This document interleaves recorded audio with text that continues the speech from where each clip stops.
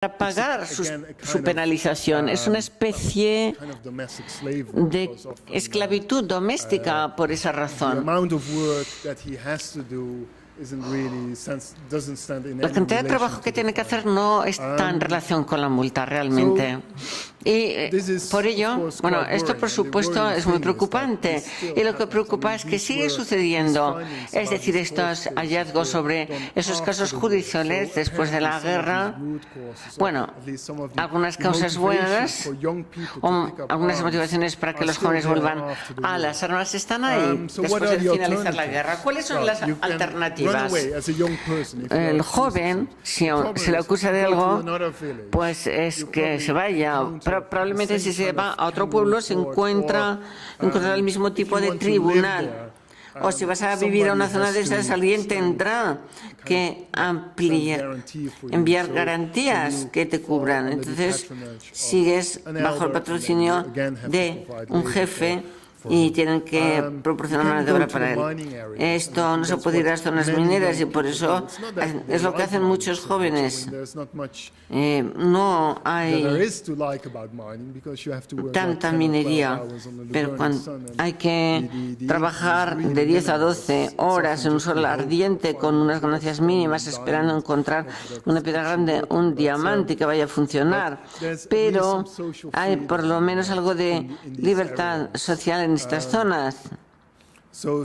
Por lo tanto, pueden vivir junto con la chica que elijan bajo el control de los ancianos y el control de los ancianos es mucho más limitado en las zonas urbanas. Y luego hay otra alternativa que llegó a ser muy importante, fue, por ejemplo, unirse a la milicia.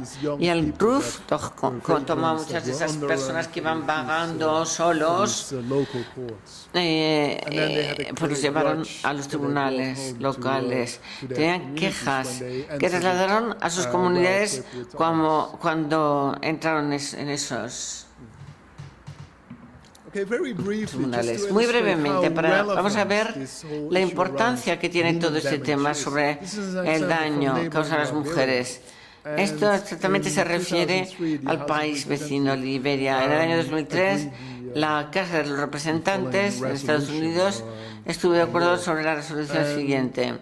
Lo que podemos ver es que, bueno, con esto se describe ese tipo de casos en que los ancianos a menudo han fabricado casos y se necesitaban mano de obra de su mujer. Bueno, acusa a uno de los jóvenes en el pueblo y di que ha atentado que ha esclavizado a algunos y después lo llevaremos a los tribunales y los jóvenes tendrán que trabajar gratis en mi tierra. Esto es una especie de táctica para movilizar la mano de obra y solamente en el 2003 el gobierno liberio reconoció que se trataba de un problema e introdujeron ese tipo de leyes. Clear illustration of how relevant these issues still are.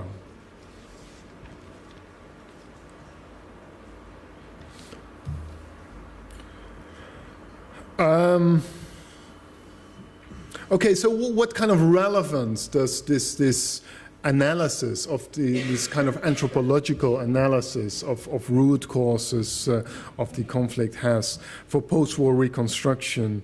And I think we've referred already to the crisis of youth, young people who cannot marry because they don't have a regular income. So there's a kind of extended youthhood. There's a crisis of youth in sub-Saharan Africa.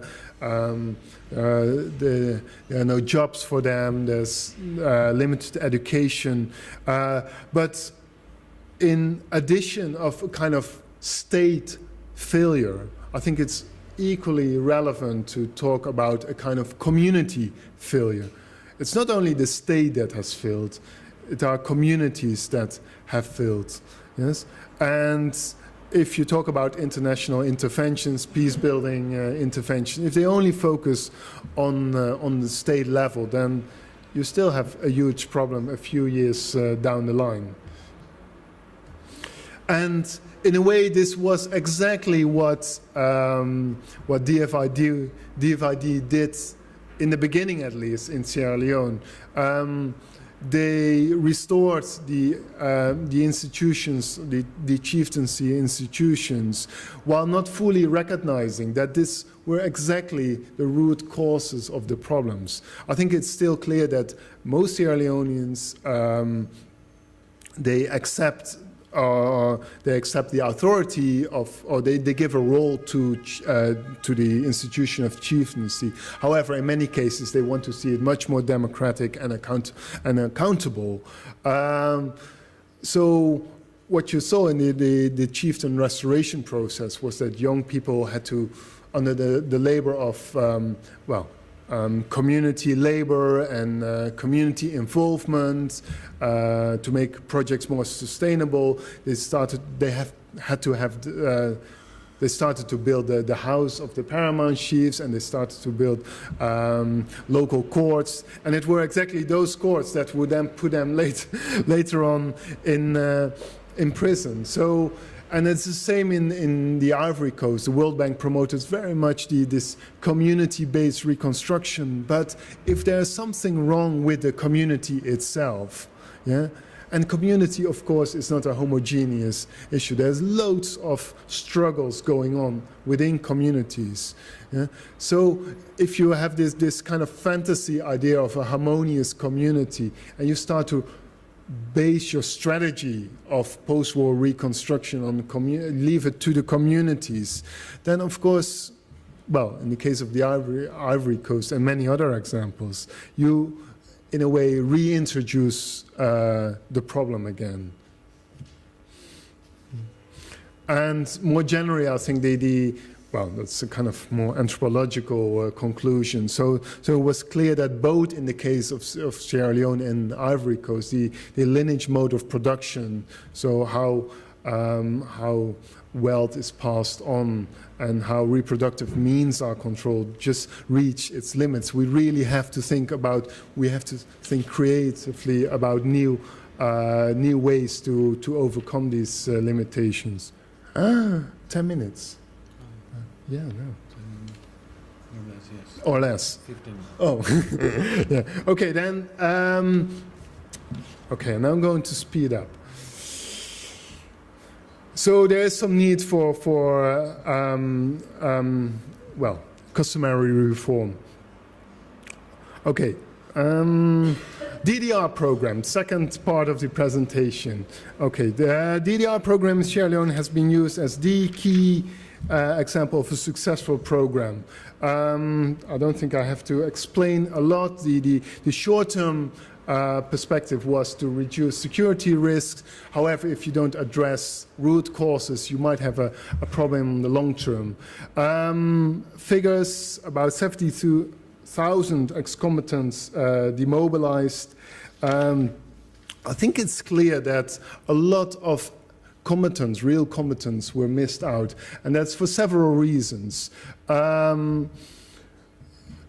You could only register as an ex-combatant if you hand in a weapon, a modern weapon, but the main militia, the civil defense forces, they often fought with more traditional weapons, in some cases just these long daggers, these cutlasses, or single-barrel guns. And so they couldn't register for DDR. Another problem was that in many cases commanders already confiscated the weapons of their fighters before DDR and then handed these out to their girlfriends or to people they deemed important, so that these people could demobilize. Well, they were never fighters in the first place, but then they could fully profit from the DDR packages. So as a result, of course, many real fighters were left out. There was a kind of general fear for the special court and the TRC, and again, some of the ruthless commanders exploited these fears, saying, well, if you go to demobilization, they will carry you straight to the special court, so just give me your weapon and then and go off quietly. And some of the combatants, they disarmed before, and then the war erupted again, and then, of course, when the final round of DDR came, they had nothing to hand over. And it were often these younger people of weaker status that were tricked by these kind of ways of these commanders, and then they found themselves without any reintegration support. And that, of course, was a real problem, because then later they didn't have any real chance for proper reintegration. Okay, and I think that's clear, for instance, by the issue of the issue around child soldiers. I don't want to discuss this too much, but well, there were about 7,000 child soldiers that were registered as part of demobilization. But well, if you do a simple calculation, there should be many more child soldiers.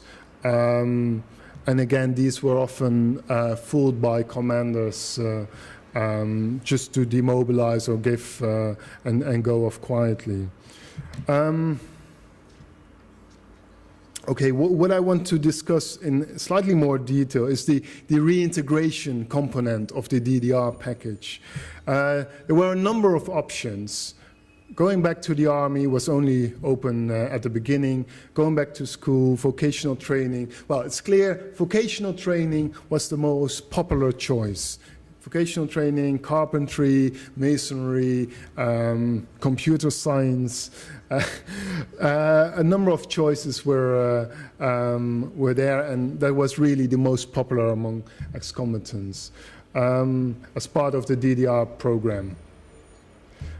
Just have a look at the packages. Back to school, well, I put my question marks to that. How realistic is it if you were like, I've been fighting for 5 or 10 years, missed out most of your education, then go back to school, so you have to catch up a lot, and you only have limited sponsorship. So in the end, you might profit from 1 or 2 years of education, and then you can still not get a job or do anything with that.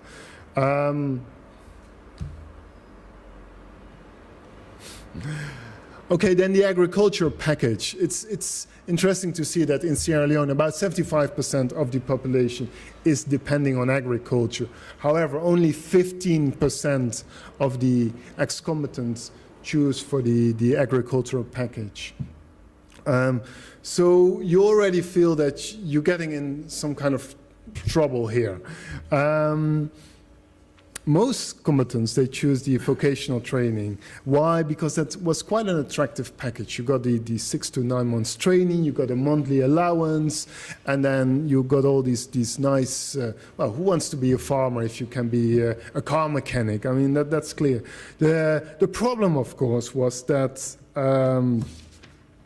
that after their training, and after they got a toolkit, which also was included in this vocational training, then they had to find a job.